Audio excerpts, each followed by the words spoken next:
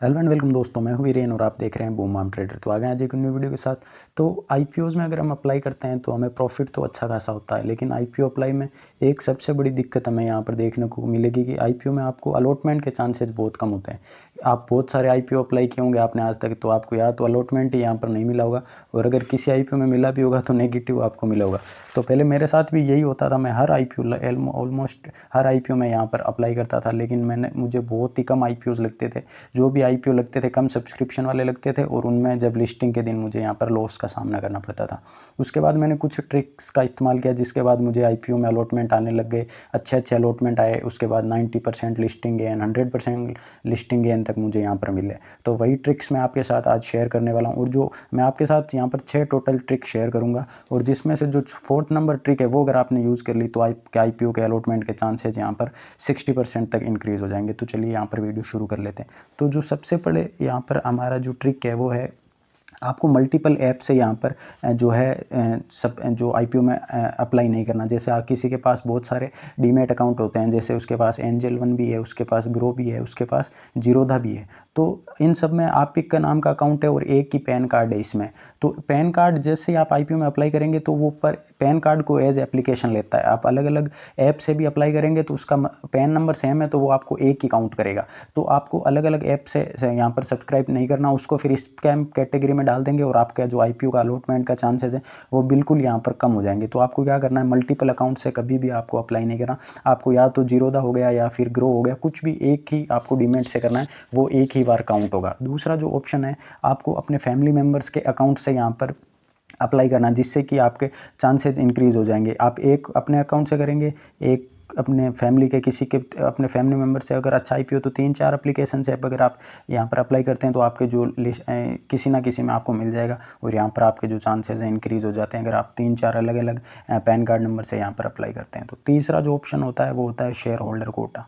तो बहुत सारे आईपीओज आप देखेंगे कि उनमें शेयर होल्डर कोटा का ऑप्शन होता है। शेयर होल्डर कोटा वो मतलब हो गया, एक बड़ी कंपनी है जैसे टाटा मोटर्स है, और उसका कोई टाटा कैपिटल का या XYZ कोई भी उसका दूसरा मतलब छोटी उसकी सब्सिडरी कंपनी आती है, तो उसमें शेयर होल्डर कोटा का ऑप्शन मिलता है। उसमें आपके पेरेंट कंपनी जो मेन कंपनी ऑलरेडी लिस्टेड है, उसका अगर आपके पास एक भी स्टॉक है तो आपको शेयर होल्डर कोटा के लिए आप एलिजिबल हो जाएंगे, और आप शेयर होल्डर कोटा में भी यहाँ पर अप्लाई कर सकते हैं। तो आप एक तो नॉर्मल कोटा से अप्लाई कर देंगे और एक शेयर होल्डर कोटा से अप्लाई कर देंगे, तो आपके जो चांसेज है यहाँ पर डबल हो जाएंगे। तो किसी भी आईपीओ में अप्लाई करने से पहले या अपकमिंग आईपीओ आपको देख लेना है जिनमें शेयर होल्डर कोटा हो। तो आपको आईपीओ में अप्लाई करने से 10 या 15 दिन पहले उस स्टॉक का बस एक ही स्टॉक अगर आप बाई कर लेते हैं तो आप एलिजिबल हो जाएंगे शेयर होल्डर कोटा के लिए।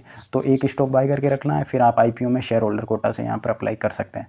फोर्थ जो पॉइंट है जिसके आपको आईपीओ का अलॉटमेंट यहाँ पर है, उसमें आपको क्या करना है, आपने देखा होगा कि कभी कभी एक साथ 3-3 आईपीओ आ जाते हैं, और आपके पास पैसा बस एक ही आईपीओ के लिए है कि यार मैं 15,000 ही रुपये हैं और मैं एक ही आईपीओ में अप्लाई कर सकता हूँ, और 3 आईपीओ एक साथ आ गए। तो जब भी आईपीओ का लास्ट डे होता है अप्लाई करने का, उसी दिन आपको अप्लाई करना है। उससे क्या होगा, आपको जो डिफरेंट आईपीओ होंगे उसका सब्सक्रिप्शन पता ऊपर चढ़ जाएगा। एग्जाम्पल के लिए इस आईपीओ का 5x सब्सक्रिप्शन है, इसका 4x है, और इसका 3x है, और तीनों में से आप एक ही आईपीओ में अप्लाई कर सकते हैं। आपके पास 15,000 ही रुपये हैं। तो लास्ट डे आप ये देख सकते हैं कि जिस आईपीओ में कम सब्सक्रिप्शन है, 3x है, मतलब इसमें सबसे कम है, तो आप अगर इस आईपीओ में अप्लाई करते हैं, हाँ वो एक अलग मेथड है, अलग चीज़ है, वो तो आपको देखना ही है कि कौन सा आईपीओ यहाँ पर अच्छा है। लेकिन कभी कभी बार ऐसा हो जाता है कि लास्ट लोग पहले ही घुसते ही अप्लाई कर देते हैं, और कोई अच्छे आईपीओ में यहाँ पर परसेंटेज रिटर्न देखेंगे तो उसमें कम अप्लाई हो। तो यहाँ पर 3x ही सब्सक्राइब हुआ है, अगर आप इसमें अप्लाई करते हैं और इन दो को अवॉइड करते हैं तो इसमें आपके जो चांसेज है स्टॉक जो आपका इसको मिलने का जो भी है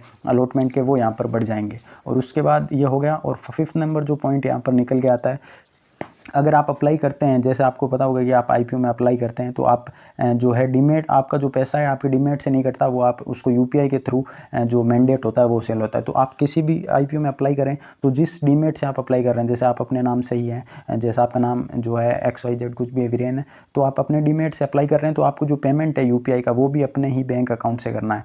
क्योंकि इसमें अगर आपको यूपीआई की न्यू गाइडलाइन आपने देखी होगी सेबी की, उसमें उन्होंने बताया कि आप अपने जो जिस डीमैट से आप अप्लाई कर रहे हैं अपने नाम से, तो उसी बैंक अकाउंट से पेमेंट होना चाहिए, नहीं तो आपकी जो एप्लीकेशन है यहाँ पर रिजेक्ट की जा सकती है। आपने अपने डीमैट से अप्लाई कर दिया आईपीओ में और पेमेंट आपने दोस्त के अकाउंट से कर दिया या फिर भाई के किसी से भी कर दिया XYZ, तो उस केस में जो आपकी एप्लीकेशन है वो यहाँ पर रिजेक्ट हो जाएगी। तो आप अपने डीमैट से अप्लाई कर रहे हैं तो पेमेंट भी आपको अपने बैंक अकाउंट से करना है। और जो लास्ट और जो एकदम बेसिक पॉइंट है 6 नंबर, आपको पता होगा कि आईपीओ में आपको जो है 2 प्राइस बैंड मिलते हैं, एक तो अपर प्राइस बैंड, एक लोअर प्राइस बैंड। जैसे एग्जाम्पल के लिए कोई भी आईपीओ आया तो उसमें 550 से लेके 600 तक की यहाँ पर 600 का ऑप्शन आएगा, तो उसमें आप यहाँ पर या फिर इनमें से किसी भी लेवल पर आप बाय कर सकते हैं। यहाँ पर आप अप्लाई करेंगे तो आपका पैसा कम लगेगा, यहाँ ज़्यादा लगेगा, लेकिन हायर आपको हमेशा हायर बैंड की तरफ जाना है। अगर कोई अच्छा आईपीओ है तो उसमें आपके पैसे तो ज़्यादा लगेंगे, लेकिन उसमें जो आपके अलॉटमेंट के चांसेज हैं वो ऑटोमेटिकली यहाँ पर इंक्रीज़ हो जाते हैं। तो ये 6 पॉइंट मैंने यहाँ पर आपको बता दिए हैं। ऐसे ही और इंफॉर्मेटिव वीडियो के लिए आप चैनल को सब्सक्राइब कर सकते हैं, और इन आप